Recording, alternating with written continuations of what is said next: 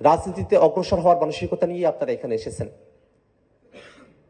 তারপরেও বিচ্ছিন্ন যে ঘটনাগুলো আমাদের কাছে উপস্থাপিত হয় সেটাও আমাদেরকে মর্মাহত করে, আমাদেরকে কষ্ট দেয়। আপনাদের কাছে আমার আহ্বান থাকবে, যেহেতু ঢাকা জেলা এবং মহানগর রাজনীতির জন্য সবথেকে গুরুত্বপূর্ণ অঞ্চল এবং ঢাকা জেলা এবং মহানগরকেই এনসিপির অভেদ্য দুর্গ হিসেবে গড়ে তুলতে হবে, সে কারণে এই অঞ্চলের মধ্যে আপনারা যারা আছেন আপনারা দলীয় শৃঙ্খলার বিষয়কে সব থেকে গুরুত্বের সঙ্গে বিবেচনা করবেন, অত্যন্ত ভদ্রচিতভাবে নিজেদের রাজনৈতিক কর্মকাণ্ডগুলোকে আপনারা পরিচালনা করবেন। এই আশাবাদ আপনাদের কাছে আমি রাখতে চাই এবং আমি বিশ্বাস করি যে আশাবাদের ভিত্তিতেই আমরা নতুন বাংলাদেশে নতুন রাজনীতি আমরা বিনির্মাণ করতে পারব। আমরা ঐক্যমত্য কমিশনের আলোচনাগুলোতে অংশগ্রহণ করেছি।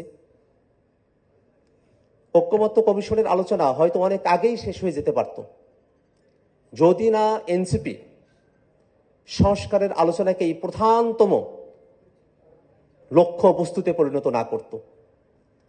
অনেকে অনেক আগে থেকেই বাংলাদেশে নির্বাচনের রাজনীতিকে প্রধান করতে চেয়েছিলেন। আজ থেকে আরো 3, 4, 5 মাস আগেই সাংবাদিকেরা আমাদেরকে এসে নির্বাচনী রাজনীতিতে আমাদের কি অবস্থা না অবস্থা সেগুলো তারা জিজ্ঞেস করতেন, প্রশ্ন করতেন। আমরা সাংবাদিকদেরকে বলতাম যে ভাই, এখনই যদি নির্বাচনের আলোচনাকেই প্রধান করা হয় তাহলে সংস্কারের আলোচনা তলানিতে পড়ে যাবে, বাংলাদেশের মানুষ সুন্দর একটা বাংলাদেশ পাবে না। আপনারা সাংবাদিক বন্ধুগণ, আপনারা সংস্কারের আলোচনাটাকে প্রধান করে জনগণের কাছে উপস্থাপন করুন, এটা আপনাদের কর্তব্যের জায়গা। সেই কর্তব্য জাতীয় নাগরিক পার্টি এনসিপি পালন করেছে। আমরা ঐক্যমত্য কমিশনের আলোচনাগুলো যখন শেষ পর্যায়ে চলে এলো, যখন মোটা দাগে রাজনৈতিক দলগুলো অনেকগুলো প্রস্তাবনার ব্যাপারে একমত, সে সময়টাতে ঐক্যমত্য কমিশন চেয়েছিল বাস্তবায়নের আলোচনা ব্যতি রেখেই ঐক্যমত্য কমিশনের সমাপ্তি টানতে, কিন্তু জাতীয় নাগরিক পার্টি এনসিপির দাবির প্রেক্ষিতেই পরবর্তী ধাপে ঐক্যমত্য কমিশন আবারও আলোচনায় বসে। সেই আলোচনাতে রাজনৈতিক দলগুলো শুরুতে আইনি ভিত্তি দেওয়ার ব্যাপারে অনেকের আপত্তির জায়গা থাকলেও শেষে এসে আমরা একমত হয়েছি। রাজনৈতিক দলগুলো এই মর্মে একমত হয়েছে যে একটা আদেশ জারি করা হবে, গণভোট হবে, সামনের সংসদকে কনস্টিটিউয়েন্ট পাওয়ার গাঠনিক ক্ষমতা প্রদান করার মধ্য দিয়ে সংবিধানের মৌলিক সংস্কারগুলোকে অন্তর্ভুক্ত করা হবে, একটা বাস্তবায়নের বিষয়ে আইনি ভিত্তি দেওয়া হবে, সে ব্যাপারে আমরা সকলে একমত হলাম। প্রথমত জুলাই সনদকে আইনি ভিত্তি দেওয়া হবে, এই জায়গাটাতেই রাজনৈতিক দলগুলোকে একত্রিত করা সম্ভবপর হচ্ছিল না। যখন এটাও সম্ভবপর হলো, ঠিক সেই সময়টাতে রাজনৈতিক দলগুলো আইনি ভিত্তি দেওয়ার ব্যাপারে একমত থাকা সত্ত্বেও সরকার আইনি ভিত্তি এবং বাস্তবায়নের পথকে অন্ধকারে রেখেই জুলাই সনদ স্বাক্ষরের অনুষ্ঠান তারা সম্পাদন করেছে। জাতীয় নাগরিক পার্টি সেই অনুষ্ঠানে অংশগ্রহণ করে নাই।